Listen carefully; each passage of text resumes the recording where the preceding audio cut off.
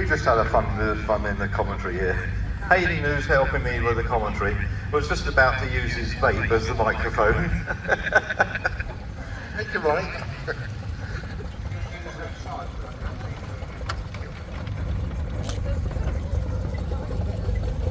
Right, we're waiting for the steam engine parade, which will be up in a minute, but so we're actually a little bit ahead of time, but we've got a very special event here because Sean has arranged 2 cakes because 2 of the engines are 100 years old, so it's going to be special to sort of cut this cake up, and I believe he's going to share it round, so we might get a bit of cake in a minute. But anyway, Hayden, this is our 50th year this year, so it's quite an event and quite an anniversary to celebrate, isn't it? That's perfectly correct. Well, I don't quite understand, Mike. We lost 2 years somewhere because of COVID. Is it 50 years in calendar or 50 in length? It's 50 years in calendar years, but we've had 50 events. Yes. Because there were 2 years where it was done as a double rally, which you took it as 2 events on the one weekend, if you remember. Well, we could do. Yeah. Well, going back to those days, that was Club's 21st round. Yes. So, the 20 single day round. And now this is just completed the 30th.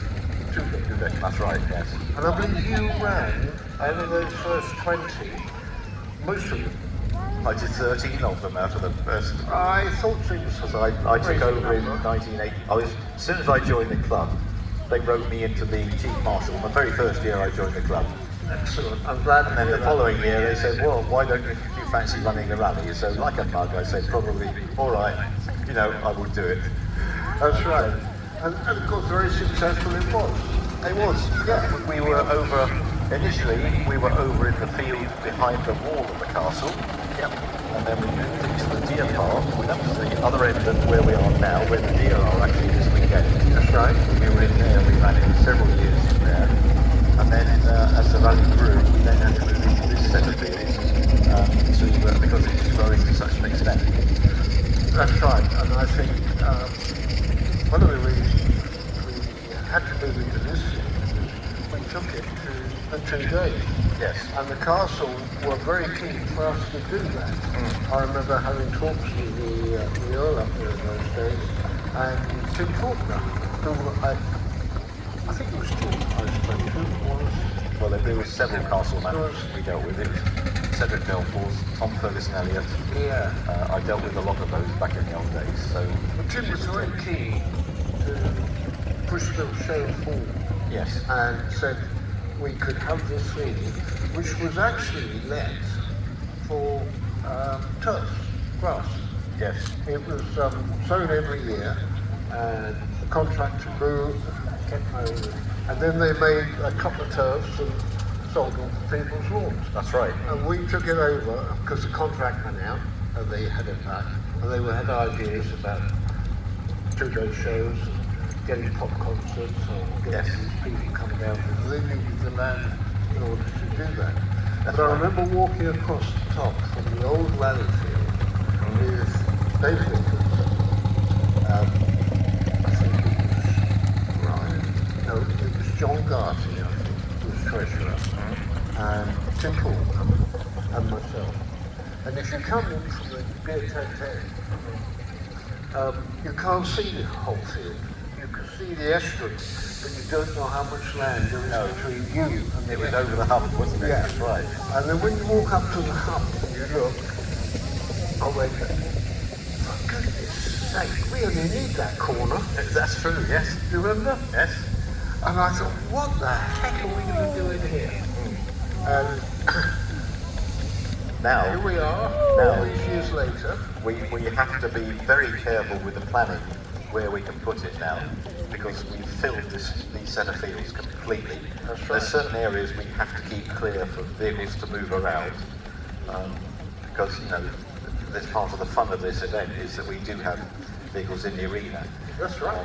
But we have now filled this set of fields to capacity, and we have to be very careful now with how many more we could take on. Well, that's right. This year has been an absolutely bumper year. We've had a record entry for everything, virtually trade stands, club stalls, individual exhibitors, steam engines. Sean has done a fantastic job getting the number of steam engines he has listed this year. And we were just saying about tractors, how that's grown. That's right. We've had to push them back into the old rally field in the gear park. Exactly. To accommodate them. I think tomorrow we've got those modern classics, which is the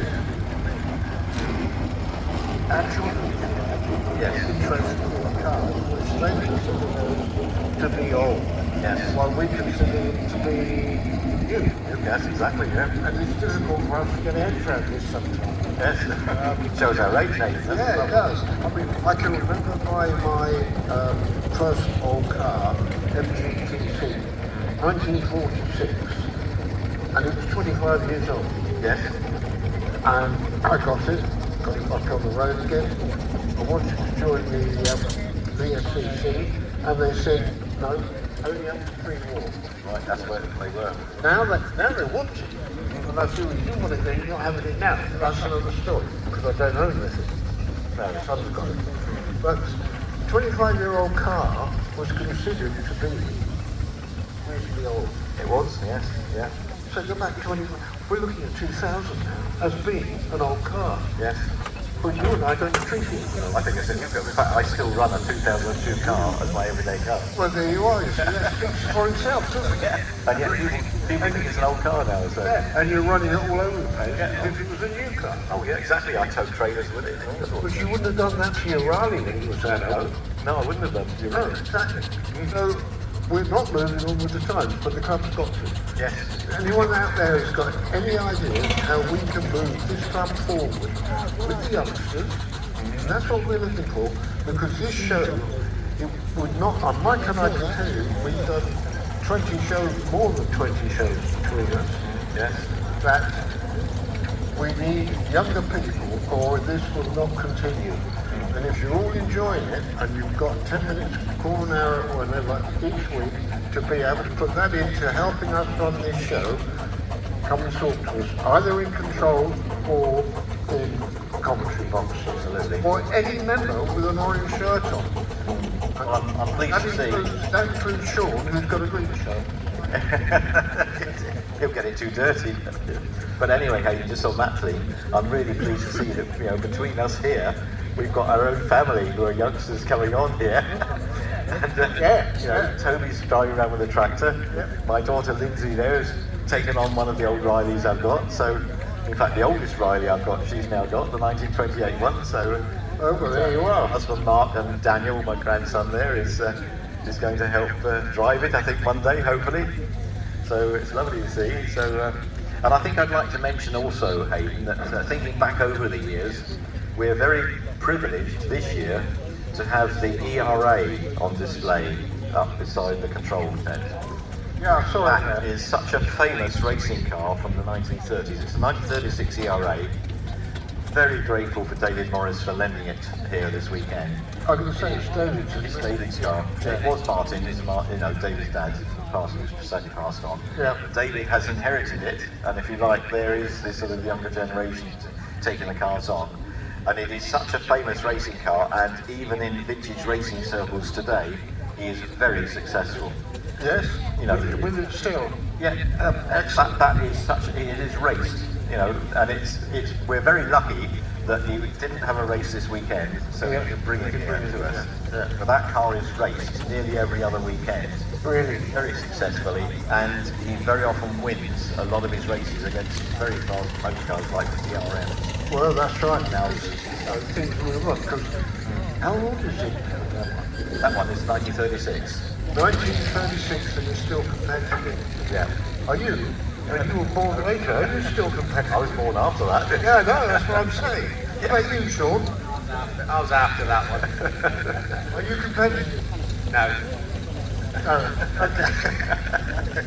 But no, but okay, but no, I think I'm really grateful for David bringing it down, because those people who understand or know vintage racing cars and perhaps follow vintage racing will have seen that car out on track at many of the vintage sports car club events, or even Goodwood, the famous racing at Goodwood. And it's brilliant that David has lent it to us for this weekend so that people can have a look at it. Hopefully David will be with us tomorrow and we can talk a bit more about it. Anyway, I think we're ready now to go forward with the official steam parade, and I think Sean is going to lead us with the steam. And yeah, and do you want to do this presentation on the cakes first, Sean, or he's going to do it? Right, okay. So, are all the steamers ready to come in? You can see them? Yeah, the full-size miniature engines are here, and I think the full-size are right behind. Right, okay. So, we're winning. Right. So what I'd like to do really is discuss the miniature steam engines, what we've got on site, and then line them up in the middle, pull the big engines in, and then we've obviously got a little celebration at the end. Okay, so, right. Well, the first one coming round. Yeah. Well, we're going to start with the first engine, so it's a bit like pass the parcel, really. S102. He's just coming up to control. You've got a whistle? Oh, look at that siren. That's lovely. Yeah. Right, S102, Ceres. I hope I pronounced that right. I ask every year, don't I? It's a Foster 4-inch scale traction engine. Owner's Tony Giselle from Honiton. He built this by himself. Well, he built it by himself over a 4-year period. Completed in 1991, so she's actually quite an early model. Built in his fair hand in his own workshop, which is basically there's nothing stopping anybody buying a set of drawings and starting from scratch, albeit it's very, very time consuming, hence the 4 years. And in fact, I will say that that's probably quite quick, Tony. So, Tony, when you're finished, if you can make it start the line in the middle of the main ring. Yeah, thank you, Tony. Okay, so following up behind, have you got a whistle? Brilliant.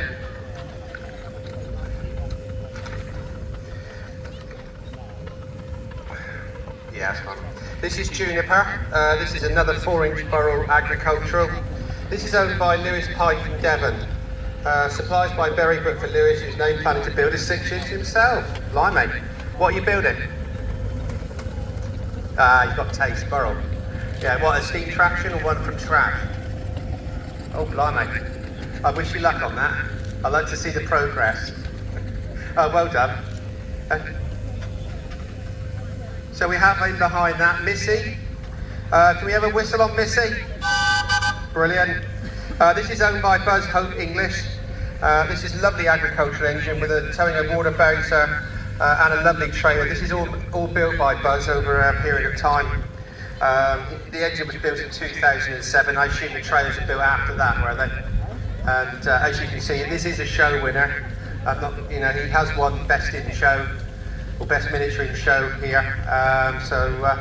And it just doesn't ever get old, this engine. 3 times. Blimey. Well done, Buzz. Thank you.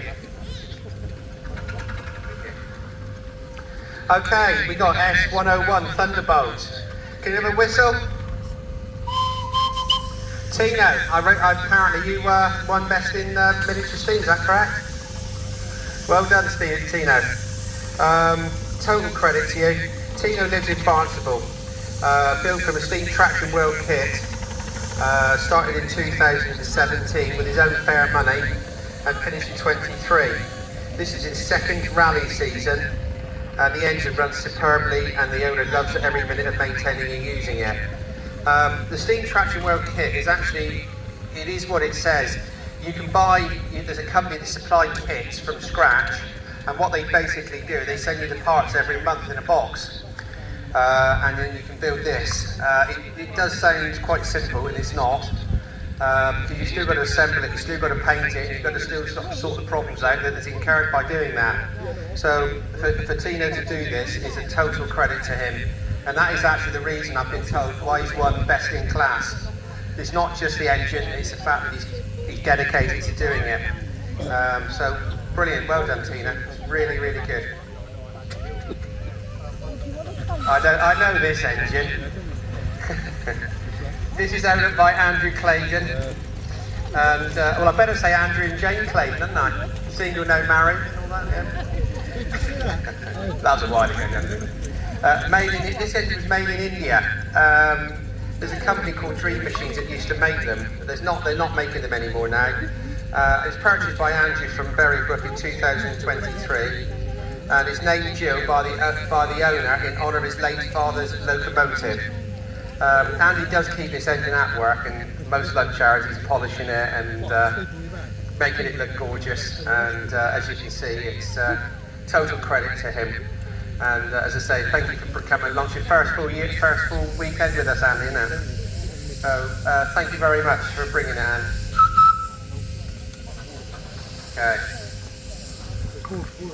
Okay, S114, Pickwick.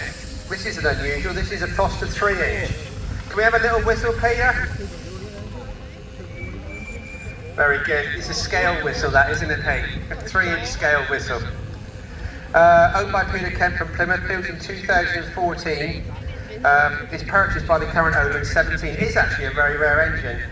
The 3-inch Fosters, they do 3-inch Burrell, but not Foster, so it is actually quite unusual. People do ask what that means. What is a 3-inch? What is a 4-inch?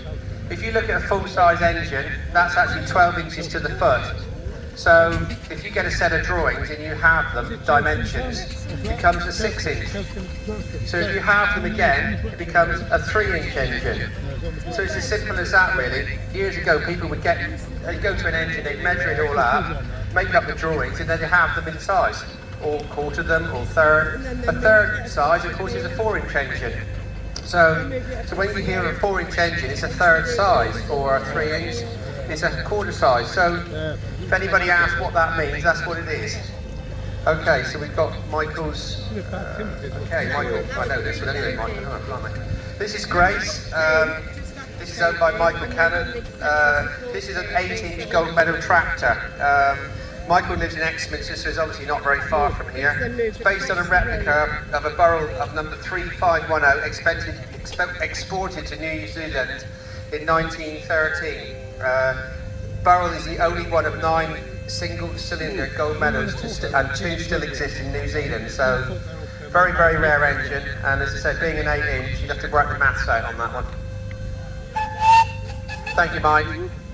That was 18, so that's 2/3. Yeah, that's actually right. 2/3 to the foot.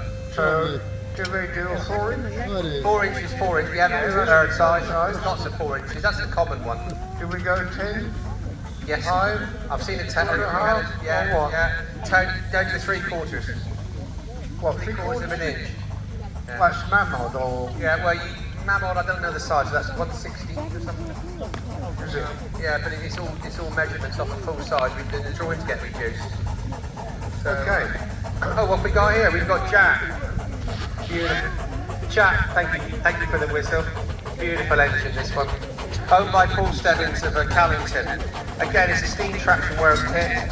As I mentioned earlier, this is a kit that you can buy in the mail order. And like I said, don't ever play that down, because it's still just as hard to build one. He's nodding.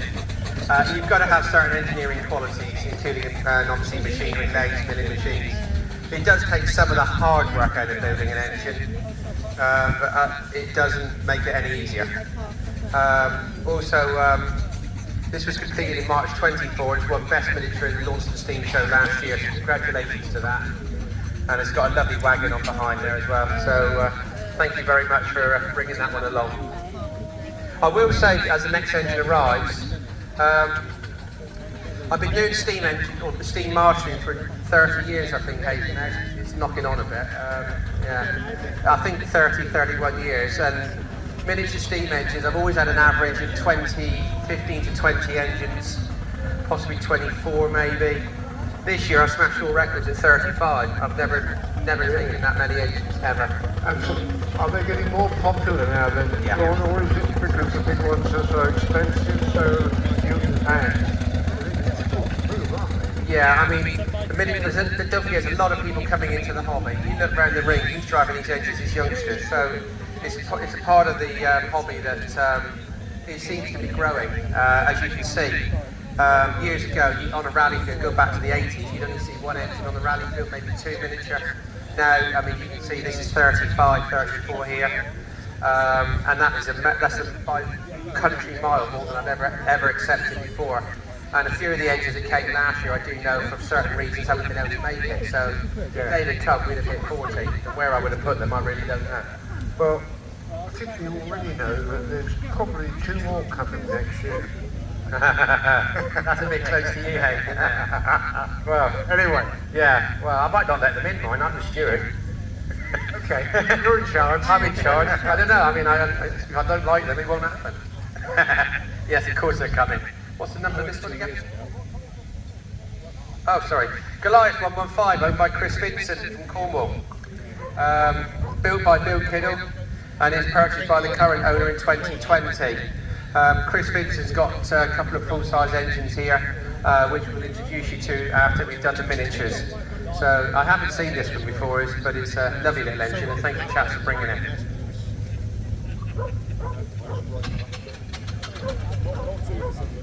In behind that, oh, can we have a whistle on that one? Thank you. Okay, right, S100. Stuart Richards from Cornwall. Albert is a 4.5-inch scale Foden C-type steam lorry built by the reputable model steam engineer over 11 years. It was purchased unfinished by the current owner in 23. Completely stripped, fettled and finished 3 months, finished in 3 months, including a repaint from its original blue. Over the winter of 23, a scale trailer was built to complement the look. Winter 2024 saw the sign writing added, and the engine is what they call a double high, so it gives it a bit more power. I've got to say, Stuart, it's a fantastic looking engine, and I appreciate you bringing this. And I'd love to see it. It really is. It's just something you don't see many of these, and the quality of the build is just incredible. So, oh yeah, can you work that one out? That's a 4.5-inch scale. So I don't know, halve it, double it, halve it, and then add a bit more on, isn't it? What we got there? Okay, number S105, Edward George. Edward comes from not very far away. He lives local here, and he lives in a place called Cambridge. Have you heard of that place? It's just Cambridge he lives, not far away. He knows a good rally when he goes to one. Right. Yeah. So Edward. Maybe it's the nearest one to him, I don't know. Yeah. I mean, this engine is completed in 24. Edward, did this come in bits last year? Oh no, didn't you bring one that was part built? Yeah, that's right. I remember the last time I saw the engine it was part built. So over the winter months again, he's completed it. So it's his first rally season out, and what a quality job that is. No, I mean that, absolutely. It's really, really good. And I do appreciate how far you travel, Edward, to come to us. And I think this is your third year here, isn't it? And I'm glad, yeah. So I really do appreciate that, and appreciate it. It's a long way. I'm not going to ask you to pull the whistle, because you haven't got one. That's next year's problem.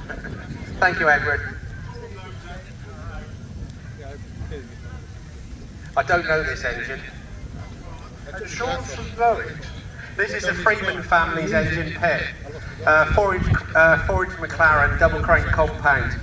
Probably on the rally field, this is probably one of the most powerful engines there is. McLaren's known for power anyway. You scale it down to 4-inch and you've got something like this. They're quick on the road, 10 mile an hour. When it's being driven by the Freeman family, they can reach it up to 20 miles an hour, especially downhill. And all in all, fantastic engine, and it's lovely to see it. Thank you for bringing it, regular attenders. Have we got a whistle? Lovely, look at that.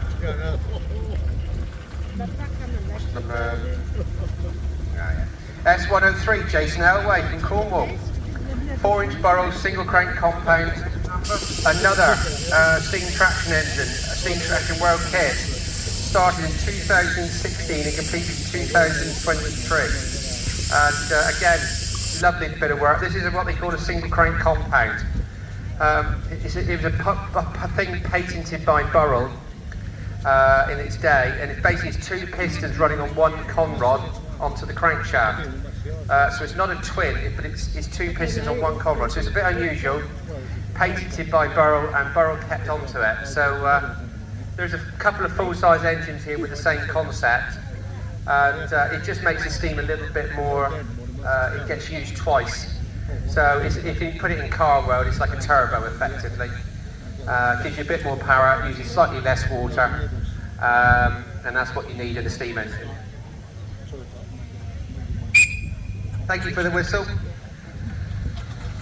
Wanna Bet. This is owned by Tony Brooks from Brixham. Finished in 2025. This is his first season out in full. Again, another Steam Traction World kit. People that you don't know Tony's one of the organisers of the Torbay Steam Rally, first weekend in August. So Tony gets his little plug. I noticed his thumbs up then. So if you've got nothing to do the first weekend of August, Torbay, Windy Corner, just round there, Torbay Steam Rally. And Tony's been organising that for many a year now, and no doubt you'll see his engine and him there. So thank you for bringing this, Tony, and let's have a little whistle as you want to drive off. That's a good whistle. Can't beat a good chime whistle, can you? Okay, this is a lovely little engine. This owned by Denise Watts. Two previous owners. Denise purchased from Berrybrook Steam at Great Dorset in 2022. And as you can see, it's driven by our son Ross. This is the smallest engine ridden round here. Now don't take that lightly.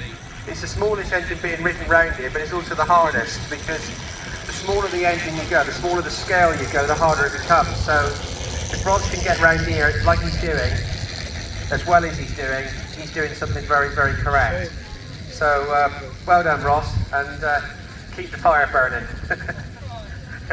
The trouble with a small engine, you've only got to sneeze and cough and look away, and the fire's gone out and the water level's gone low. They are, because you are on scale. Yeah, that's all right. It's fine. So what size is that, Sean? That's a 3-inch, isn't it? Yeah, 3-inch. I should know. All right. Yeah. Yeah. Well, the big one then is only 4 times bigger than that. Yeah. Well, they're only small engine anyway. Doesn't seem to be very big, does it? No, they're only small to start. Full size are, yeah. So yeah, you can push on. Look at that. He's gonna. Here we go. Hooray! Look at that. I won't ask him to put the whistle on, because he might do some pressure. I like the brake. Oh, it's lovely, isn't it? Put the foot down. Yeah. That's all right. Oh, you got the plug there, Denise. It's all right. Oh, that's cheap. As I said, it stops. We can pull him. Okay, S113. I think that's that one there, isn't it? Yeah. This is Chloe 2. So I assume there was a Chloe 1. There was actually, I know it. Owned by Paul Clapham from Saltash. 4-inch Foster. Build started in 2017 and he finished in 2020, and it's purchased by Paul in 2021. Cracking little engine of Foster's. I started my life with a Foster 4-inch. I used to roll it down the pub, sort of cut up wood, do a bit of towing, and it's just a very, very usable engine. There's so much you can do. It's so versatile. If ever you sort of wanted to start with a good medium-sized 4-inch engine, I would go for a Foster every time.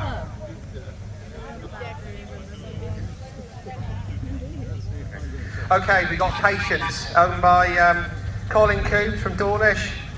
Purchased in August 21. He's had a brand new boiler fitted, and he's finished it in May 24. Again, lovely little engine, the Burrells, 4-inch, quite usable, and I think it's the first time I've seen it here. Am I, Colin?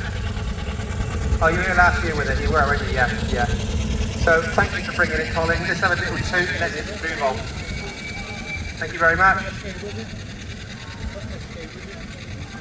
Okay, 109, Edward. This is owned by Kev Edwards from Saltash. Built from a Model Works kit, completed in 2005, purchased by present owner, in 2022. So it's a lovely thing, this, so thank you very much for bringing it, Kev. Give him a little whistle, brilliant.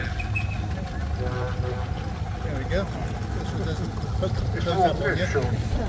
It's a bit breezy, but I like the breeze. It is just taking the heat out of it a bit, isn't it? If it wasn't for the breeze, we wouldn't be here. No, I think it'd be somewhere else. I would have collapsed by now. Well, you really at your age. I would, yeah. Careful, you're not far behind. Not that far. You're catching up. You have. That's nearly it, isn't it? Right, we got Edney May just coming behind there. Edney May is owned by David Greenshield. This is modelled on an 8 horsepower.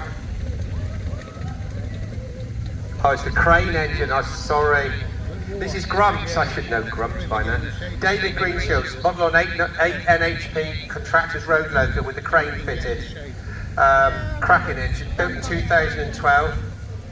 And it's nice to see it. It's a big engine actually. It's sort of on the edge of whether you can carry it by car on the road. It's that heavy. I had one of those Showman form, and fantastic engine, 3-speed. They go really, really well. I saw one of them advertised. I nearly bought one actually at one point. Yeah, you had the Showman's version. Yeah, I did. I had a 6 inch. remember that. Yeah, the General. That's I right. had that one for 10 years. Where's that now then? I'm not certain actually. Can't remember. Don't ask. You lost touch. Yeah. Okay. What's that on there?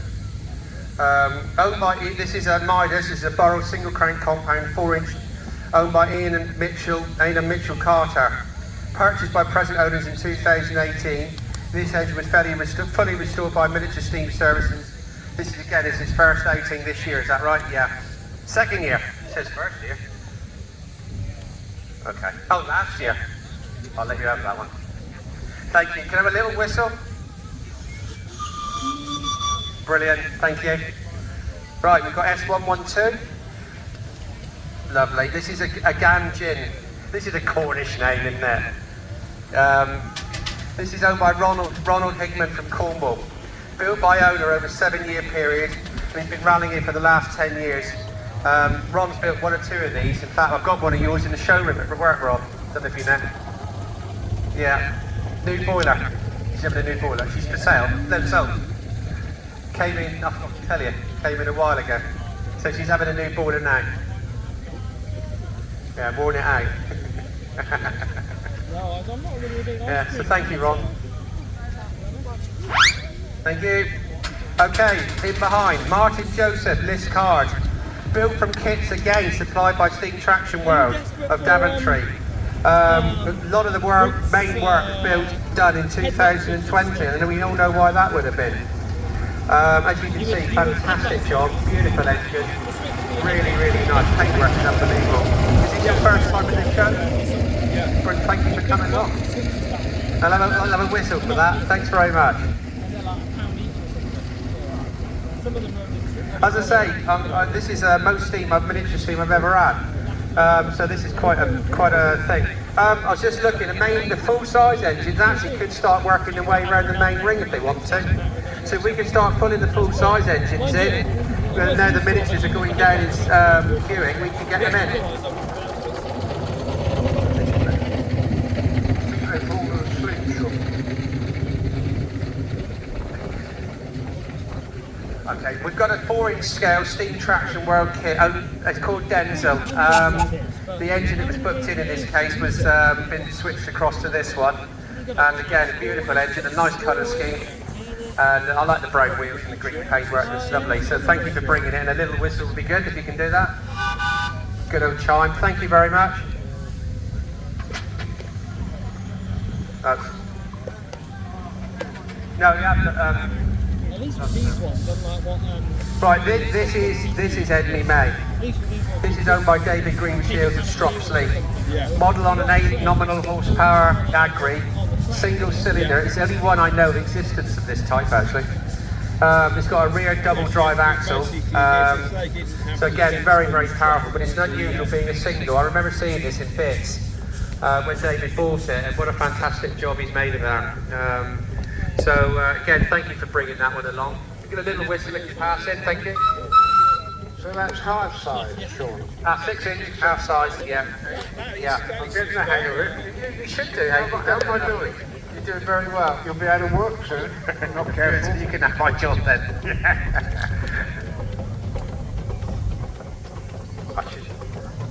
Okay. Thanks, Steve.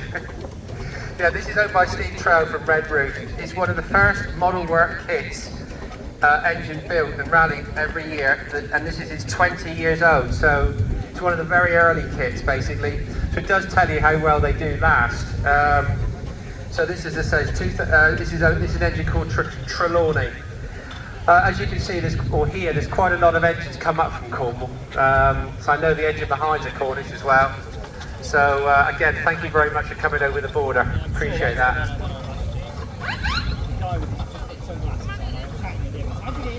Okay, the last of the miniatures is Lioness, owned by Paul Wills. Built over a 5-year period. It's got 2 Burrell wagons built behind it, traction wagons. Again, this is another show winner. This did win a couple of years ago. And I tell you what, absolutely deservedly. Look at the quality. The only noise you can hear on that's the oiler. And even that probably irritates you a bit, doesn't it, Paul? Yeah. It is absolutely silent. I mean, the quality, the build, the paintwork is just a menace. It really is something else. That is just done by a proper craftsman, so congratulations on that, and you know, brilliant, and the trailers just do suit it, so thank you again for bringing it, Paul. Little whistle and we're on our way. Okay, so that's the miniatures taken care of. As I say, thank you very much for bringing them all, and what a display that is. Really, really good. So we're lining up the miniatures in the middle, as you can already see. So we're going to pull in the full size. I guess we'll see about 20 of those, I hope, round about that, depends what's happening out there. So I'm just going to start off with Maverick.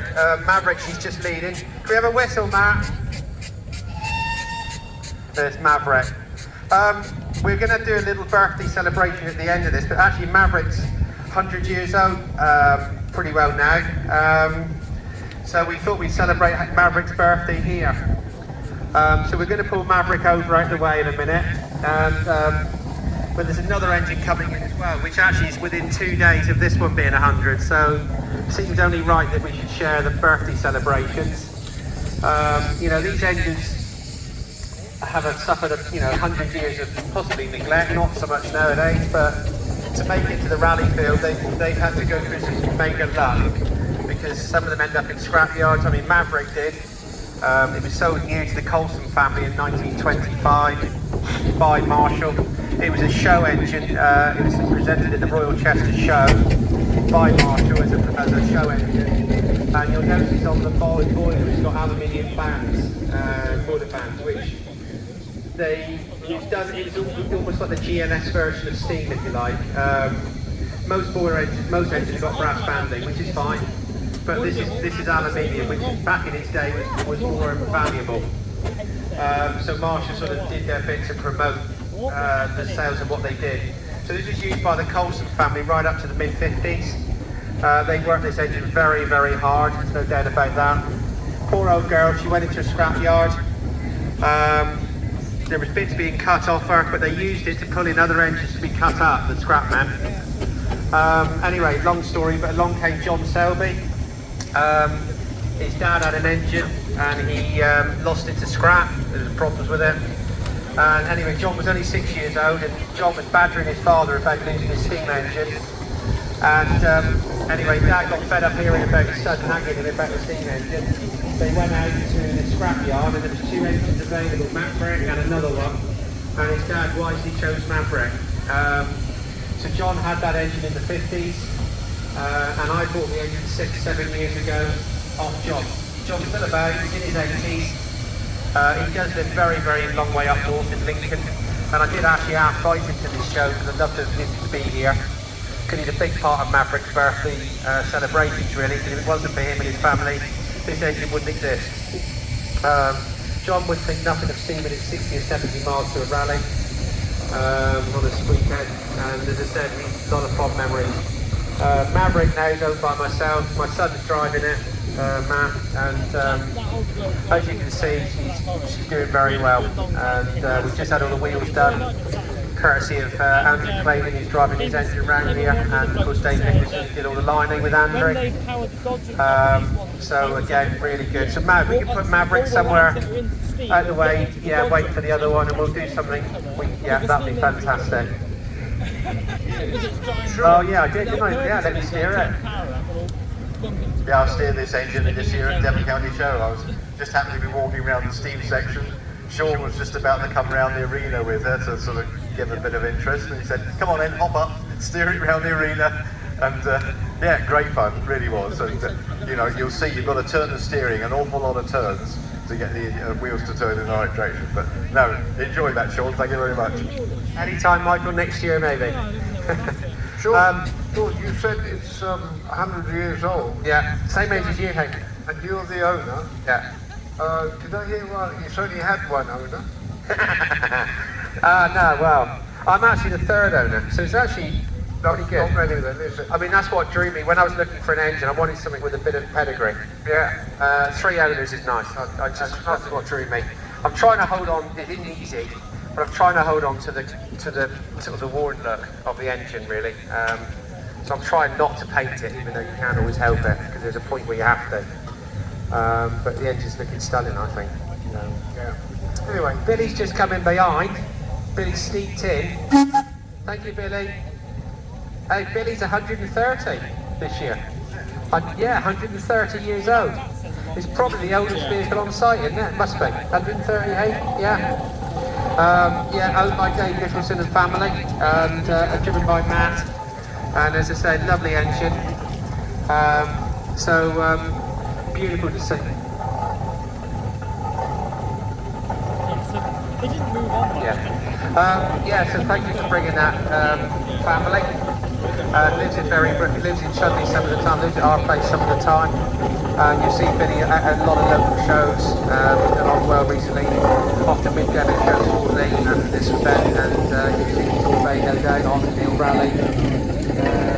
So he does sort of get around quite a bit.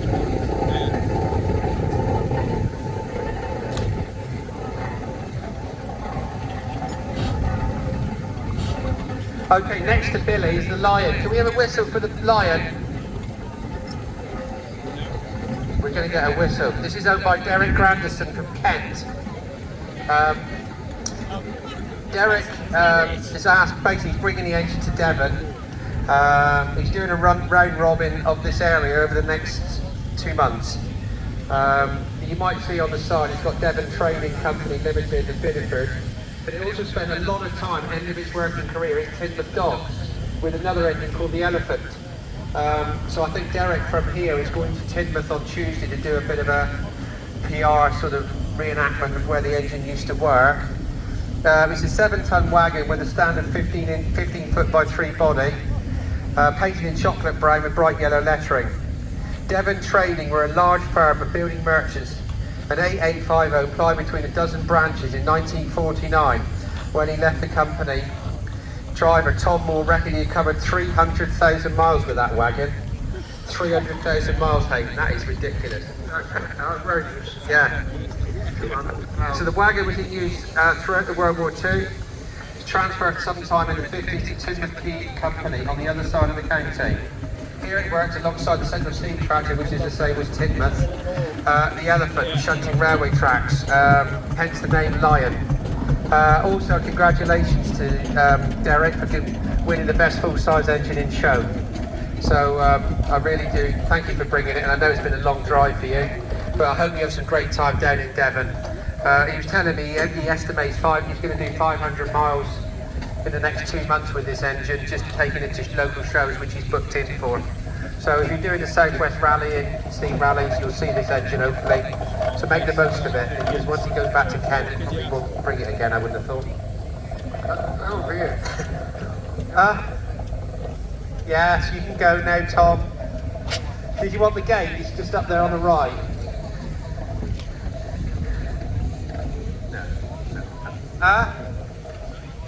Oh, thanks, Tom. Treats his boss that way, I don't know. How do we decide that one? What? That's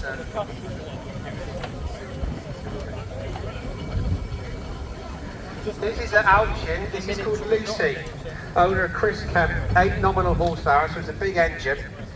Last seen on the rally field at Great Dorset, and I believe it was not in steam, in 2003. The present owner has owned it for 40 years. It's just come out of his stable in January or December last year, and no doubt about it, it's the first time this engine's been in steam for a very long time.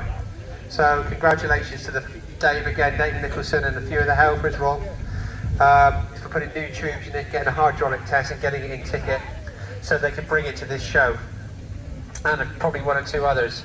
So it's great, thank you very much for seeing it. It's lovely to see something so unusual and so local.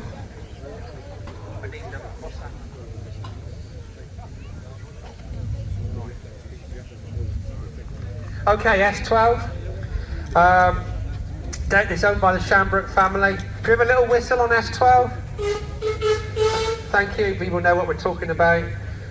Fred Shamrock, the family, bought this engine in 1956-57 alongside an Aveling convertible the family still own to this day. In fact, the Aveling's here. So that's a long time with the same family. This is actually an engine, what they call you can convert this to a steam roller. Because if you look at the odd shape at the front of the smoke box, it's curved, so you could put a set of rolls on it. The engine now is it's being driven by the Shamrock family have got a Stenner and gun saw bench, which again you will see that shows cutting up wood. The engine went through a full restoration over a 10-year period, and again, thank you for bringing that Shamrock family, and that's really nice to see.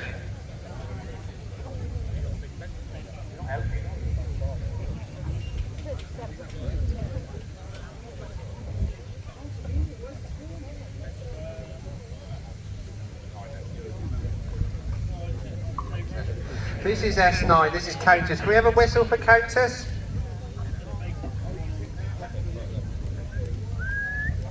Yeah, I got it. Independence and that, yeah. Owned by David Coates, North Somerset. New to G. Pitchford of Salop in 1910. Sold to James Burrell in 1939. Then it went to new ownership to Thomas Davis at the Craven Arms. Robert had shown the various engine over a 10-year period from 1967 before taking it apart and carrying out extensive boiler work. For various reasons, the engine was never put back together, and after Bob's death in 2017, the present owners purchased the engine in 101 bits, and they began to restore the engine over a 2-year period, and its first outing was 2019. So again, that's really nice to see that. S21.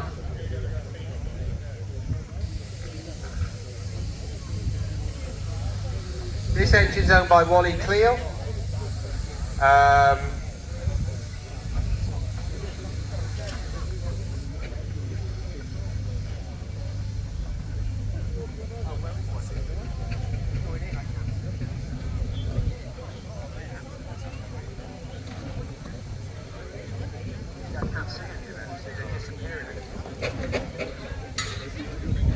S21, White Rose of York.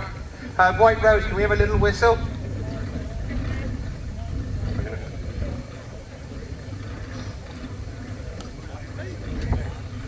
I've probably been driving the engine a bit there. White Rose of York's a big showman's engine, heels.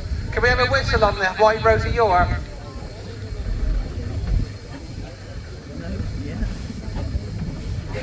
Here we go, well done, thank you very much.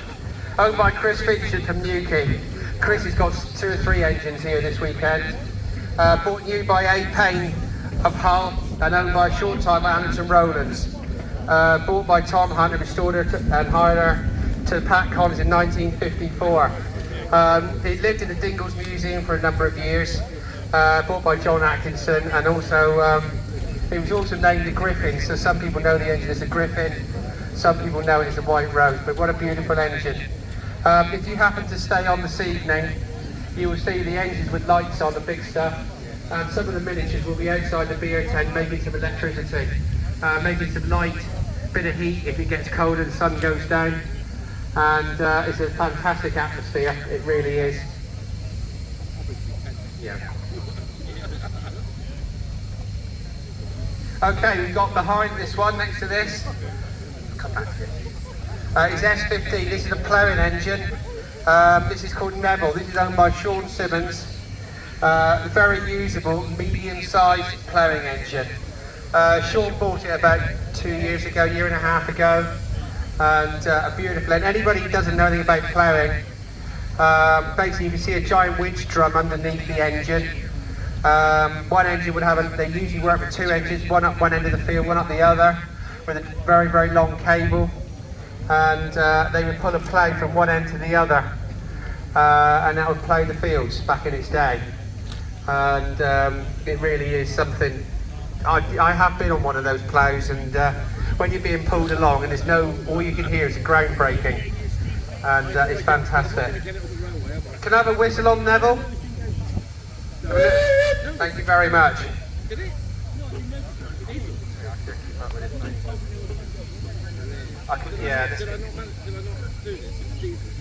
Okay, next to that we've got Jerry Darch's engine. This is a lovely little Mann steam tractor, and it's hiding at the end there. And Jerry bought that one about 3 or 4 years ago, and it lived in the Beamish Museum for a very long time. It's one of only 6 in existence, and I think this is the last of the 6. And as you can see, it's lovely. It's a very, very unusual little engine, and as you can see, Jerry does look after it very, very well. Can we have a whistle on that one, Jerry? Well, Bob, we got it, okay. I'm just going to jump back to an engine that's sneaked in.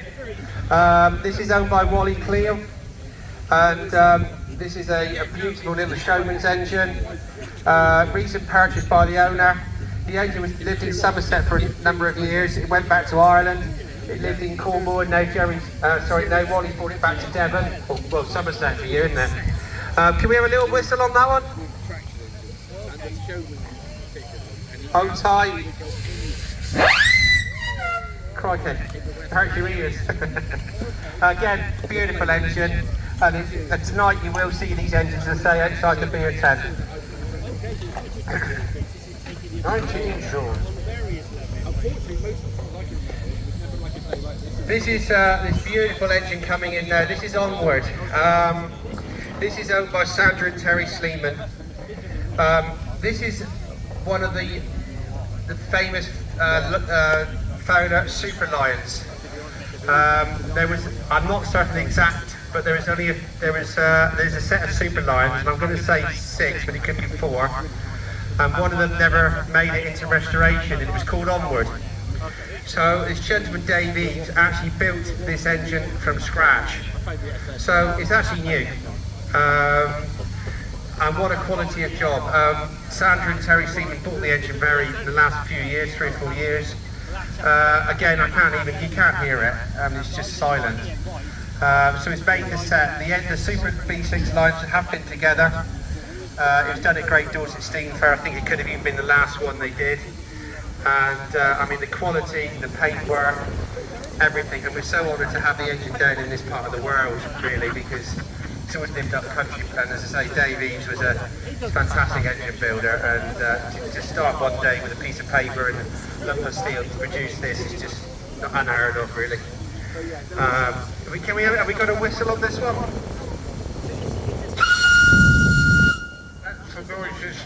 Oh, that's just done my eardrums no good. You won't miss that one, eh? We haven't gone far enough, haven't we? We've got these electric cars there that are supposedly supposed to be taking over, and anyway, you won't go down that route yet. But they're quiet. Yeah. People are complaining, they keep up behind you. Exactly. And how old was that originally? That's right, well, 100 years.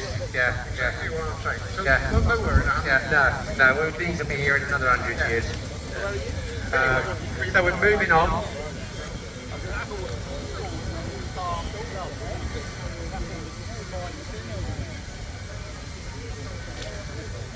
This is Excelsior. Nick, can we have a little whistle so people know we're... Thank you, Nick. This is Nick Dicker from Crediton. This was new to C&F Freeman, used for timber haulage until 1961. And it was purchased in 1961 from Viscount Cranbrook. Oh, that's the wrong engine, isn't it? Nick, sorry, mate. The Sun, it's the Sun. I do know your engine quite well, Nick, actually. I think I've seen it at least twice. It's in our yard for a week. Sorry about that. Right, Excelsior, owned by Nick Dicker from Crediton. Eugene T. Podbury of Newton Poppleford. Spent most of his working life in North Devon and purchased by Nick in 1991. Nick's done a fantastic restoration on it, as you can see. It says named Excelsior, and absolutely fantastic double crank compound, local Devon engine from Newton Popperbridge. You know, it's just stunning. He will road this engine quite a lot, and you will often see him on the road, and what a beautiful bit of kit that is. It's my favourite engine, I still love it. Right, well this is Sheaf of Arrows, also owned by Nick. Again, used to CNF Freeman, used for timber haulage, purchased in 1961 from Viscount Cranbourne by Dave Dicker, which is Nick's dad. It's been in the Dicker family for very well, since 1961.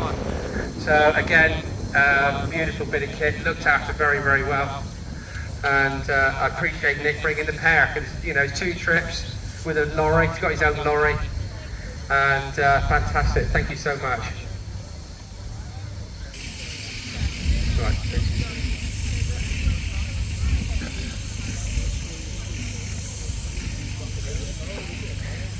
This is a little gold medal tractor owned by Chris Vincent, again from Cornwall. It's not the engine we expected. We did expect to see a Foden J-type, but for certain reasons, engines get changed. He's lucky to have more than one engine. He's got too few there at home. But these engines are brilliant. They're gold medal tractors. They're very narrow. They do shift. In fact, one a few years ago did the John O'Groats Land's End run. It does say speed 5 miles an hour on the side, but I think that's lying a little bit. I think that's not quite right. Beautiful thing. And they really are fast. And they're quite narrow. They're designed for the country lanes, believe it or not.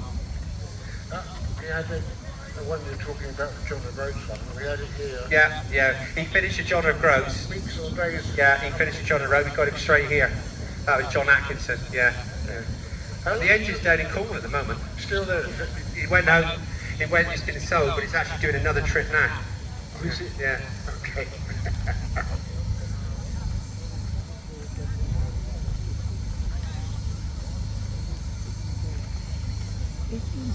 So we got one of the Fred Shamrock engines. Again, beautiful little thing. Just coming in now.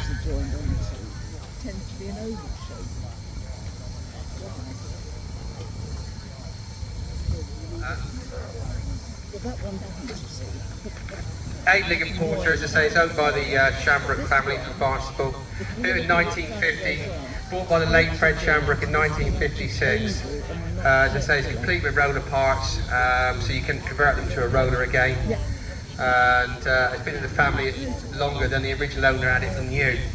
And again, very good steam enthusiast, and lovely to see it. Can we have a little whistle on that one? Thank you very much. Right, we've got another 4 engines. Oh, this is Thomas. Better late than never, Robert. This is a 6-inch scale double crank compound loco named Thomas. Lovely thing, again owned by the Bruce family, and lovely. It's 1989. In fact, I had an engine.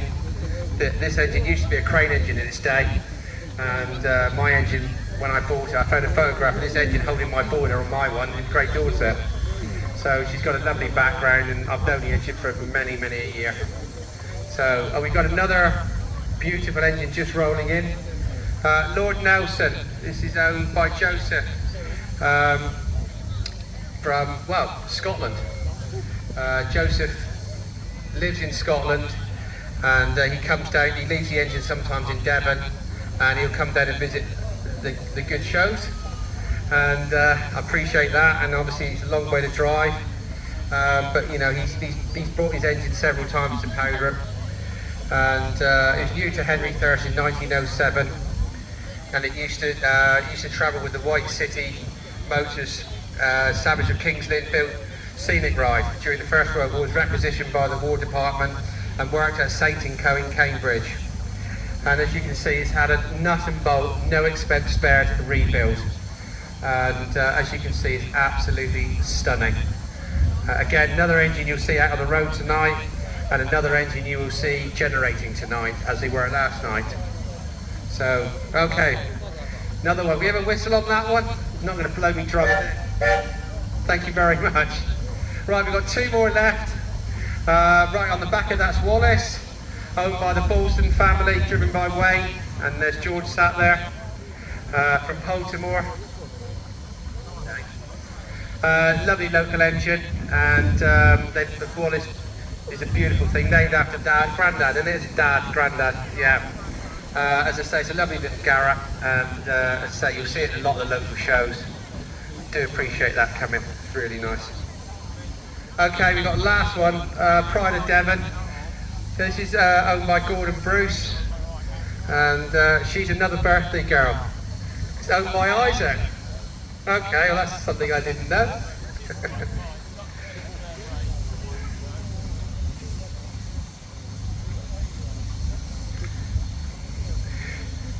This engine was built in 1925. As I said, she's 100 years old. As I said, we recently found out that I know mine's 100 years old, so it would do. But this one's 2 days apart, so it's only right that this engine comes up to the commentary box, which is up the end there. Can we have Maverick round as well, please? Round to the commentary box. I'm assuming we can get Maverick out. So we've got a birthday cake, so thought we'd have a photos, quick birthday celebrations. You know, not many people can make 100 very easily. Don't get a telegraph from the King, though, sadly. But to see the state that they're in and the fine fettle they are, these engines, hopefully they'll do another 100 years or so it'll go on.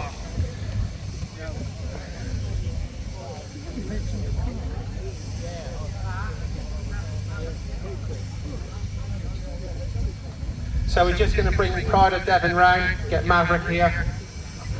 We've got 2 birthday cakes, and obviously there's enough to feed most people here, I think. 150, I don't know. So yeah, so we've got to light candles. So there's not 100 candles on there. There is only 3 on each.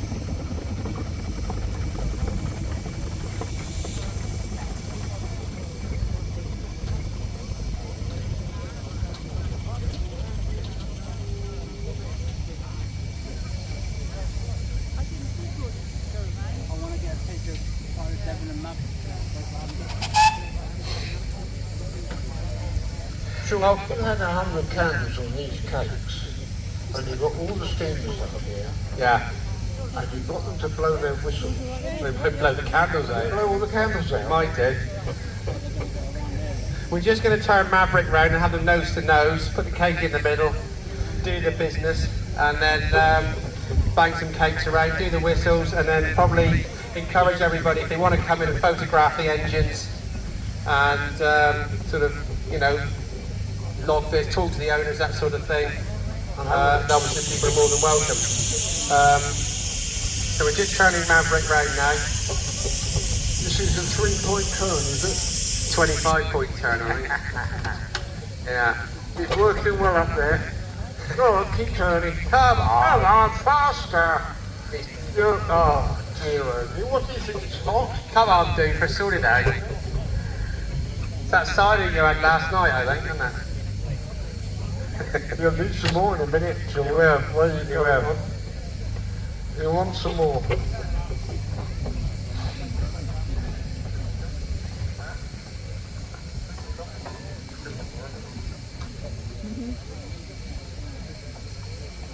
How's he doing? Oh, he's on his... So yeah, this show is 50 years old this weekend, of course, Powderham, which is a massive milestone. I've been on the committee for 30 at least of it, and ups and downs, but we've always put on a really, really good show, very professional. And these engines at the first show would have been 50. So you beat me, Sean. I never did 30 years on the committee. no, I know. Yeah, it was you that got me on it. I got thrown off. Yeah, but that's not a problem, is it? That's you that got me on it. You said you need me on the committee, and I'm still there. So thanks for that, Hayden. That's okay. Yeah, I won't listen to you next I knew I could rely on you. Huh? I knew I could rely on you. Yeah, I know. So we'll put the cakes in the middle without dropping them. That's a good idea, isn't it?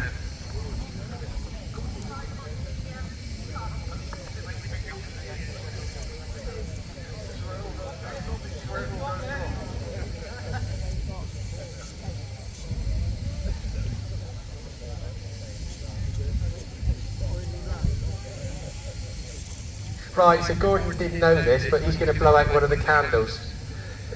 Oh well, 100. 100 candles. So I'm going to try and light this. Hopefully it won't be too windy. Oh, I'll tell you what, I'm going to just thank somebody, because these cakes don't just arrive lightly. Wes, I know you're here, I can see you. She's waving. She made these cakes on Wednesday, so I'd just like to have a big thank you to Wes, because I did lay it on her a bit. Oh, look at that. Thank you, Wes. I think we'll all have the benefits of this in a minute, because everyone can have a piece of cake. There's enough here to feed everybody on the field. So, right, I'm going to try and light these, because it could go wrong.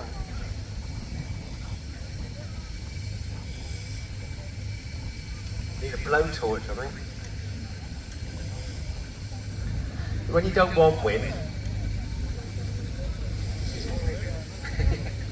Hold her. Yeah, that's it. Right, that's 1. 6.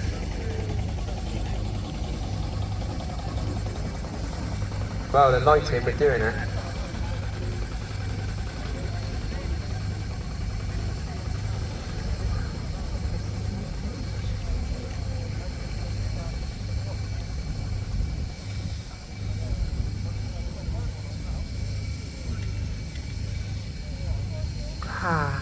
Hot. Right, okay, I think we've got this. We better do this one quick. Right, happy birthday. Right, right, we're going to blow these out. We're going to do this. Right, ready? 1, 2, 3. Hey! Thank you very much. Well done, boys. Right, so I'm not going to do the happy birthday thing. It sounds a bit corny, I think. Doesn't it, Gordon? Yeah, we're not doing all that. Engines get embarrassed anyway. Yeah. The engines don't. Oh, we better have a whistle from these two, haven't we? Aren't they playing a tune, Happy Birthday? Can we have some of these two engines have a whistle each? He's getting up there. Right. Yeah, and again. Go on. Both together. That's it. Right. Devon.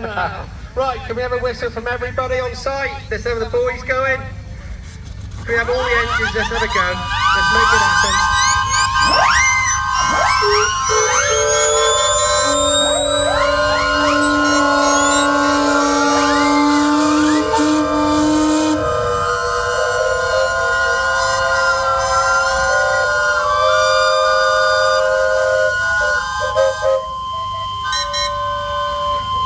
That was brilliant, thank you.